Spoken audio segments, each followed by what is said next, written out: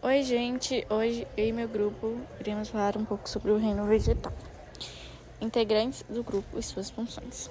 Mariana ficou com briófitas, Emanuele ficou com pteridófitas, Clara ficou com geminispermas, Júlia ficou com agiospermas e eu, Maria Eduarda, fiquei com a edição de todo o vídeo e as configurações.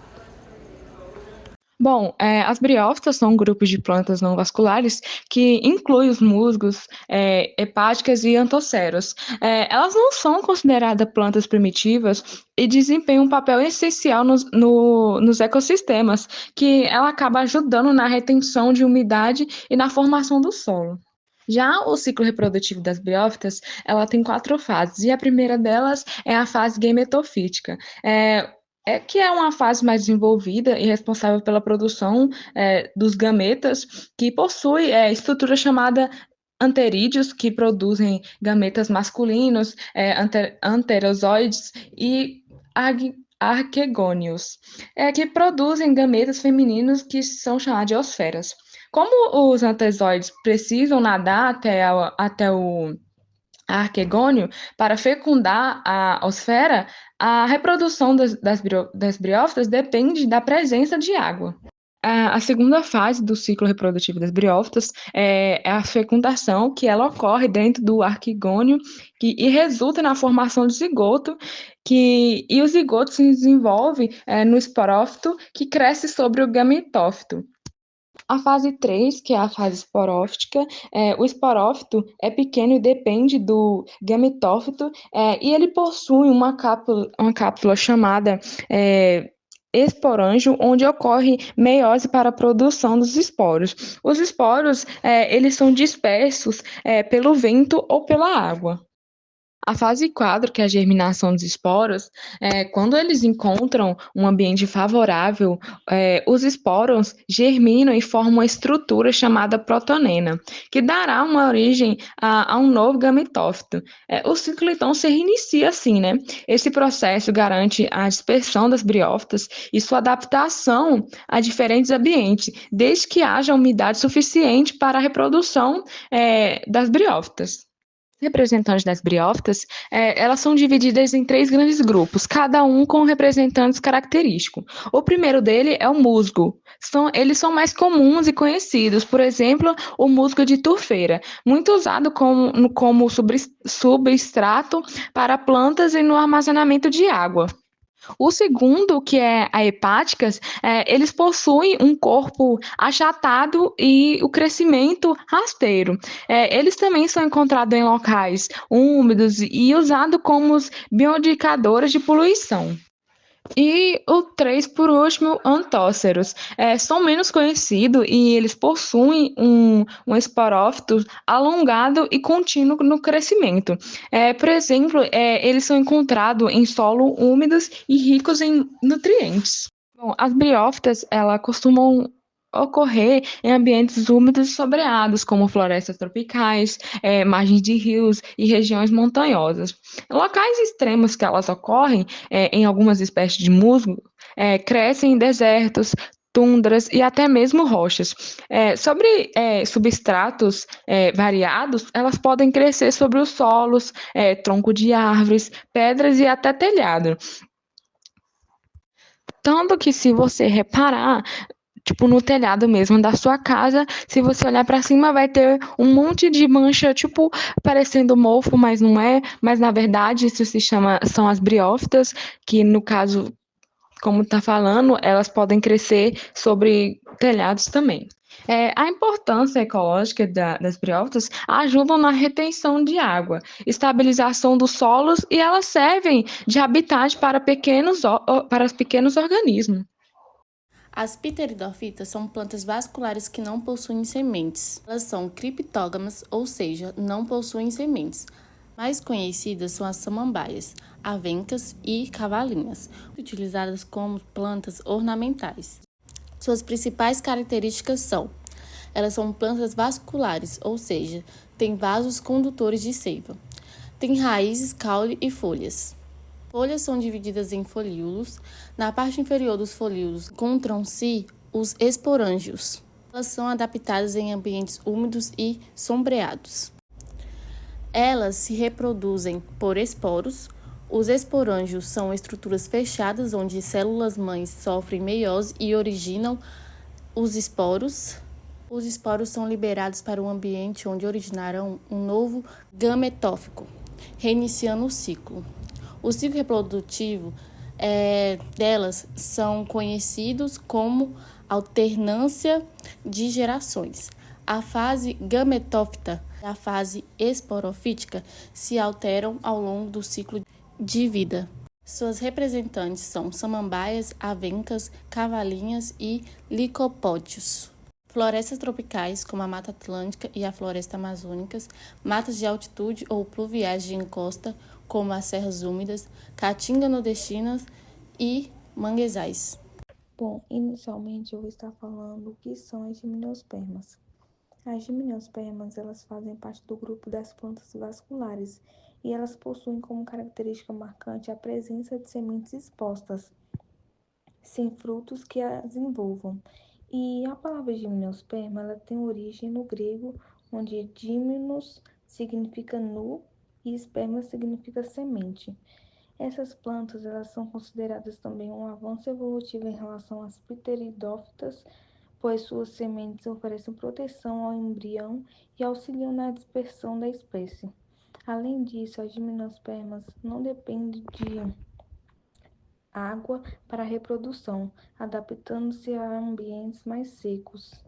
A principal característica das plantas gimnospermas é, sem dúvida, suas sementes. Mesmo que ainda não sejam envolvidas pelos frutos, né, como nas angiospermas, as sementes das gimnospermas também conferem segurança e proteção para o embrião. Além disso, as gimnospermas, elas apresentam um sistema de vasos condutores de seiva mais eficiente, o que contribui para o crescimento vegetal. E fazendo das gimnospermas geralmente plantas de grande porte com espécimes atingindo vários metros de altura. E, de modo geral, as principais características são as sementes, que são estruturas que protegem e nutrem o embrião, mesmo sem a presença de frutos. Tem também os vasos condutores, xilema e floema, eficientes, permitindo o transporte de água e nutrientes. Também tem os estróbilos, que são os cones que abrigam as estruturas reprodutivas masculinas e femininas. E, por último, a adaptabilidade, que é com folhas em forma de agulha e presença de resinas. As gimnospermas são adaptadas a climas frios e áridos. As gimnospermas, elas possuem um ciclo reprodutivo aplodiplonte, com alternância de gerações entre um esporófito dominante e um gametófito reduzido. E a reprodução ocorre sem a necessidade de água, porque o transporte dos gametas ele é feito principalmente pelo vento, a anemofilia. Etapa do ciclo reprodutivo das gimnospermas. As folhas se transformam em estróbilos masculinos e femininos. E também os estróbilos masculinos produzem os microsporos que originam os grãos de pólen. Os estróbilos femininos produzem os megásporos que dão origem à hósfera. O vento leva os grãos de pólen até os estróbilos femininos e os grãos de pólen germinam e produzem o tubo polínico. E já o tubo polínico ele se conecta ao arquegônio, fecundada a hósfera. Os cones femininos desenvolvem-se em estruturas que abrigam as sementes. Alguns representantes das gimnospermas são os pinheiros, que são comuns em florestas temperadas e muito utilizados na produção de madeira e papel. Também tem a araucária, conhecida como pinheiro do Paraná, é típica no sul do Brasil. Tem os sequoias, que são árvores gigantes da América do Norte, algumas das mais altas e mais antigas do mundo. Tem as cicadáceas, que são um grupo de plantas que lembra palmeiras, mas é bem primitivo, bem mais primitivo, sabe? com representantes como a Cicas revoluta. Tem o ginkgo, única espécie viva do seu gênero, é considerado um fóssil vivo e usado na medicina tradicional. Também tem o Podocarpus, encontrados em regiões tropicais e temperadas e são usados na jardinagem e paisagismo. As gimnospermas, elas são plantas que ocorrem principalmente em regiões de clima de frio ou temperado, como eu disse anteriormente, mas também em algumas regiões tropicais e subtropicais. Normalmente, as gimnospermas, elas ocorrem no Brasil nas araucárias, conhecidas como pinheiro do Paraná, e são encontradas na região do sul do Brasil, em cidades mais frias do sudeste, como Monte Verde e Campos do Jordão. Também em Ginetum, na Amazônia, Epedra no Rio Grande do Sul, Zâmia na Amazônia e Mato Grosso, Podocarpus celoui no sul e no sudeste do Brasil, e basicamente é nesses que são mais encontrados no Brasil. As angiopermas são plantas vasculares com as seguintes características principais. Presença de flores, são o principal órgão reprodutivo, podendo ser hermafroditas ou unissexuadas. Sementes protegidas pelo fruto. Diferente das gimnospermas, suas sementes ficam dentro de frutos que auxiliam na dispersão. Diversidade e adaptação, já que são o maior grupo de plantas com grande variedade de formas, tamanhos e habitats. Sistema vascular eficiente, já que possuem xilema e flema bem desenvolvidos, permitindo um transporte eficiente de água e nutrientes. Também possuem folhas variadas, com tamanhos diferentes, formatos e tipos de venação, adaptadas a diversas condições ambientais. Reprodução por dupla fecundação, já que um espermatozoide fecunda a oosfera, formando um embrião, e a outra fecunda a célula central, formando o endosperma que nutre a semente. E, por fim, o ciclo de vida predominante diploide. O esporófito, fase diploide, é dominante, enquanto o gametófito, a fase haploide, é reduzido. O ciclo reprodutivo das angiopermas é do tipo diplobionte, com predominância do esporófito, fase diploide, e envolve a dupla fecundação. O resumo das etapas principais. Primeiro ocorre a formação dos gametas, a microgametogênese. O grão de pólen gametófito masculino é produzido das anteras e contém 2 núcleos espermáticos. A megagametogênese. O óvulo se forma no ovário e contém a oosfera, célula-ovo, e a célula central com 2 núcleos polares. A polinização. O pólen é transformado até o estigma da flor por agentes como vento, água ou animais polinizadores. Formação do tubo polínico. O grão de pólen germina no estigma e forma o tubo polínico que cresce até o óvulo dentro do ovário. A dupla fecundação, onde o núcleo espermático fecunda a oosfera, originando o zigoto. O outro núcleo espermático se une aos 2 núcleos polares, formando o endosperma que nutrirá o embrião. A formação da semente e do fruto. O zigoto se desenvolve em um embrião, o óvulo se transforma em semente e o ovário se transforma no fruto, que ajuda na dispersão das sementes. E, por fim, a germinação e crescimento. Quando encontra condições favoráveis, a semente germina, dando origem a uma nova planta esporofítica. Esse ciclo garante a variedade genética e adaptação das angiopermas a diferentes ambientes. As angiopermas são o maior grupo de plantas com mais de 300 mil espécies. Eu vou falar alguns exemplos de cada grupo.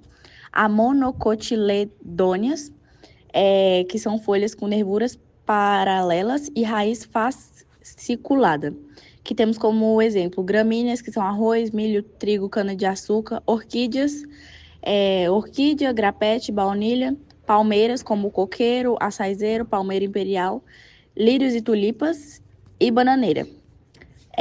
A eudicotiledôneas, que são folhas com nervuras reticuladas e raiz pivotante, que tem como exemplo leguminosas, feijão, soja, ervilha, amendoim. As rosáceas, que são roseira, macieira, pereira, astaráceas, como girassol, a margarida, dente-leão, solanáceas, tomate, batata, pimentão, eucalipto e ipê, que são as árvores importantes na flora brasileira.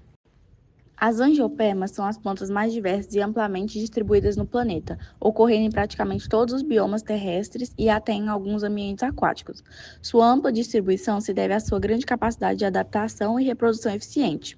A gente pode encontrá-las em ambientes terrestres, como por exemplo florestas tropicais, como a Amazônia, a Mata Atlântica, que tem uma grande diversidade, incluindo árvores como castanheira e seringueira.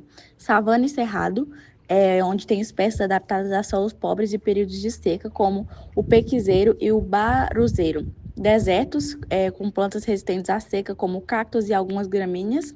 Florestas temperadas e boreais. Árvores caducifólias, como, por exemplo, carvalhos e bordos. E coníferas com flores, como, por exemplo, magnólias. E também campos e pradarias com predomínio de gramíneas, como trigo, milho e capins. Também podemos encontrar em ambientes aquáticos. Algumas espécies de angiopermas vivem submersas ou flutuantes, como as vitórias régias ou aguapés.